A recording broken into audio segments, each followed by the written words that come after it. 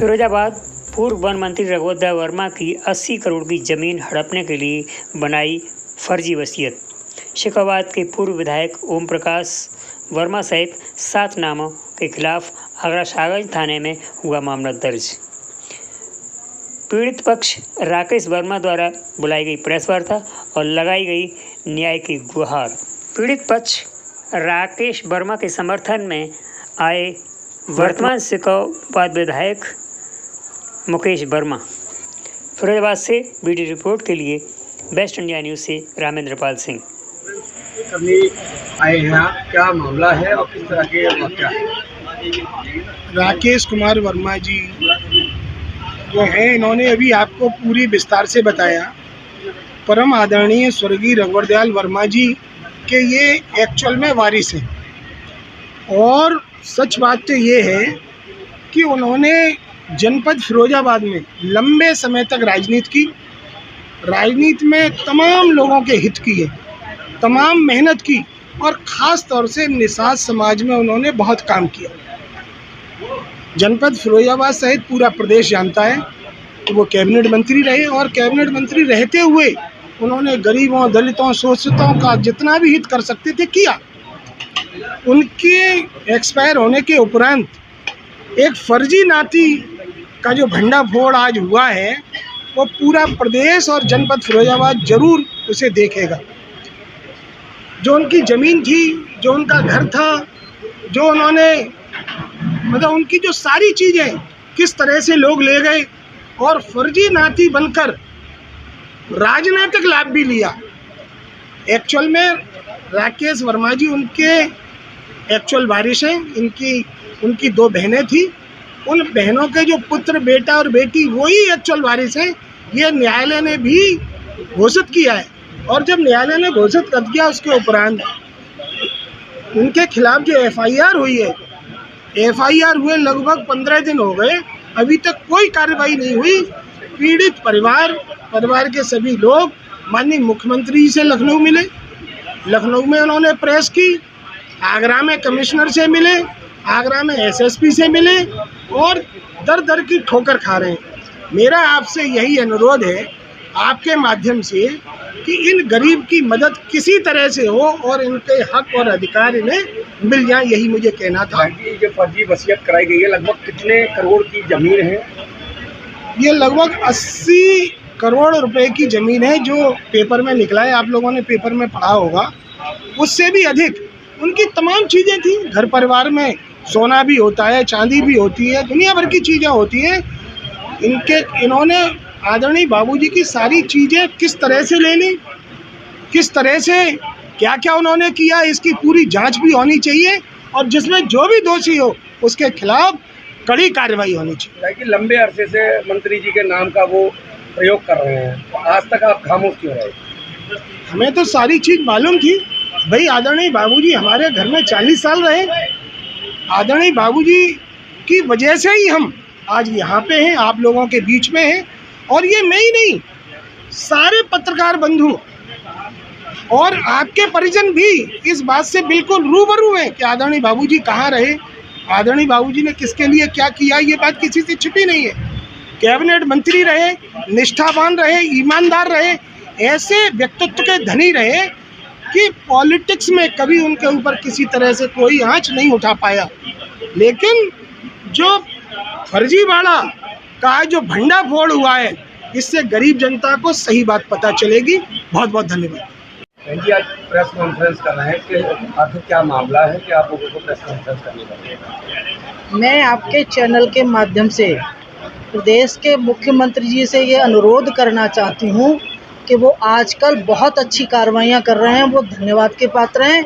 उसी को दृष्टिगत रखते हुए इस गरीब लाचार परिवार के साथ, दोनों बहनों के बच्चों के साथ जो अत्याचार गलत तरीके से, गलत फर्जी वसीयत बना करके राकेश वर्मा जी के परिवार के साथ और धनवंती देवी और दूसरी बहन का नाम है, क्या नाम है दूसरी बहन को, भूदेवी जी के परिवार के बच्चों के साथ जो गलत वसीयत करके इन लोगों के परिवार के साथ गलत किया है पूर्व विधायक ओम प्रकाश वर्मा जी ने। मैं माननीय मुख्यमंत्री जी से निवेदन करना चाहती हूँ कि जितनी जल्दी से जल्दी विधिक कार्रवाई हो सके, जिससे इस परिवार को न्याय मिल सके और ये परिवार खुली हवा में सांस ले सके। जिस तरीके से लोग इनको जान से मारने की धमकियां दे रहे हैं, उनसे भी माननीय मुख्यमंत्री इन्हें निजात दिलाएं और इनका सच्चा हक इनको दिलवाने का काम करें। जो माननीय बाबूजी के सच्चे और सही मायने में उनके उत्तराधिकारी हैं, उनको अधिकार मिलना चाहिए। आपके चैनल के माध्यम से माननीय मुख्यमंत्री जी पुनः अनुरोध करती हूँ कि उनको अधिकार मिलना चाहिए। नाम है आपका? Rakesh Kumar Verma, advocate, high court Allahabad. राकेश जी फिरोजाबाद आए हैं, प्रेस कॉन्फ्रेंस कर रहे हैं, आखिर क्या मामला है और किस ये संपत्ति को लेकर आप प्रेस कॉन्फ्रेंस कर रहे हैं? कितने लगभग कितने करोड़ की संपत्ति है और क्या मामला है? ऐसा है, माननीय पूर्व वन मंत्री रघुवर वर्मा जी की संपत्ति का मामला है। उनके जो हम लोग विधिक वारिस हैं, ठीक है। ये ज़मीन लगभग 80 करोड़ रुपए की है, जिसे पूर्व विधायक सपा के शासन में सत्ता पक्ष में था, फर्जी वसीयत तैयार करा ली। अब चूंकि भाजपा में है, पुलिस कोई कार्रवाई नहीं कर रही है दबाव में, तो हम चाहते हैं कि उनके खिलाफ जिन्होंने ये फर्जीवाड़ा किया है, कानूनी कार्रवाई हो और हमको न्याय मिले। कोर्ट में आपने केस लड़ा है, जीते हैं, फैसला आपके पक्ष में आया है, उसके बाद FIR हुई है। लगभग कितने सालों से आप ये कोर्ट केस लड़ रहे थे? और 2011 से फैसला कोर्ट का कब आया है? 2024 में। 2024 में। FIR को लगभग कितने दिन बीत चुके हैं? FIR को लगभग 10 दिन के करीब 10 दिन हो गए।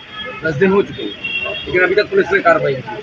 फिरोजाबाद आने का आपका क्या उद्देश्य है? फिरोजाबाद आने का हमारा मेन उद्देश्य ये है कि समाज को हकीकत पता चले और ये लोग किस तरह से अन्याय कर रहे हैं वो उजागर हो और इनके खिलाफ कार्रवाई हो। मंत्री जी के नाम से वो काफी सालों से राजनीति कर रहे हैं, अब तक आप चुप क्यों थे? ऐसा है, मंत्री जी जब मंत्री थे तो मैं उनके साथ ही रहता था। समता पार्टी का मैं प्रदेश उपाध्यक्ष भी था। मैंने ही मंत्री जी को, जॉर्ज फर्नांडिस जी को कैंट पे पकड़ के मैंने और देव कुमार साकेत ने जबरदस्ती कि आप हमको उत्तर प्रदेश में एक मंत्री दो, तब वो उनसे हमने सर पे हाथ रखवाया और उन्होंने बाबूजी को हमें मंत्री के रूप में दिया। जब ये मुकदमा चालू हो गया, मैंने राजनीति से हट के अपने हाईकोर्ट में प्रवेश किया।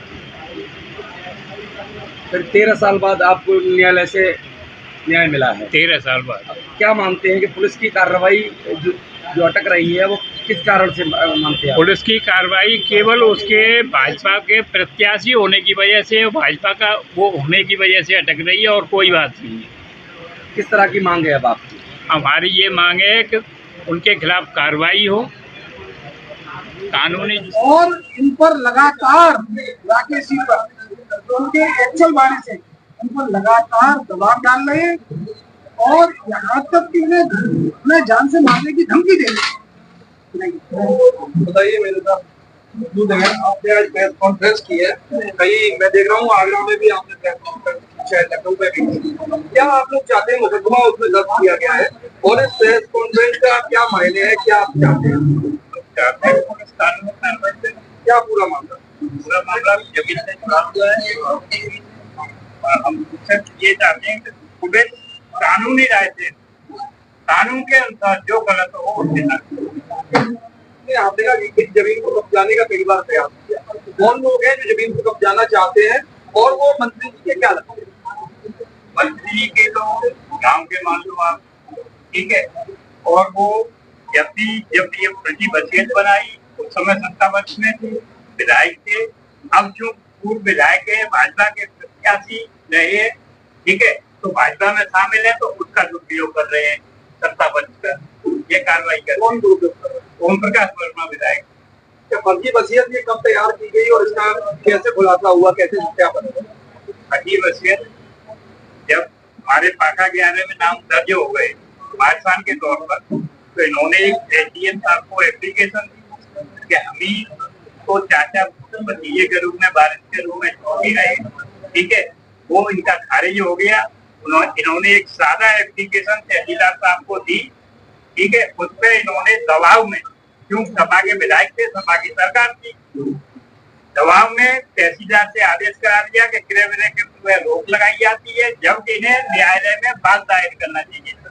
इन्होंने एक सादा एप्लीकेशन पे ही तहसीलदार को दबाव में लेके एक आदेश करा दिया और उसी पे तहसीलदार महोदय ने फर्जी बात संख्या डाल के और मुकदमा चालू कर दिया। वहां से ये मुकदमा पेंडिंग हो गया। फिर इन्हें 2 साल का गैप मिल गया। 2 साल में इन्होंने रजिस्ट्रार ऑफिस से सेटिंग करके अपनी फर्जी वसीयत 81 की बना दी, जबकि 81 में रजिस्ट्रार ऑफिस दीवानी पे नहीं, वहाँ सदर तहसील में नहीं था, दीवानी आगरा में भगवान चौकी के पास था। जिसका ये पूरा बात है और तानीपुरा मोदी में बिल्कुल शहर से लगी हुई है, चुंगी अंदर है। इसी के साथ ही आज के समाचार यहीं तक। जुड़े रहिए और देखते रहिए वेस्ट इंडिया न्यूज़। जय हिंद।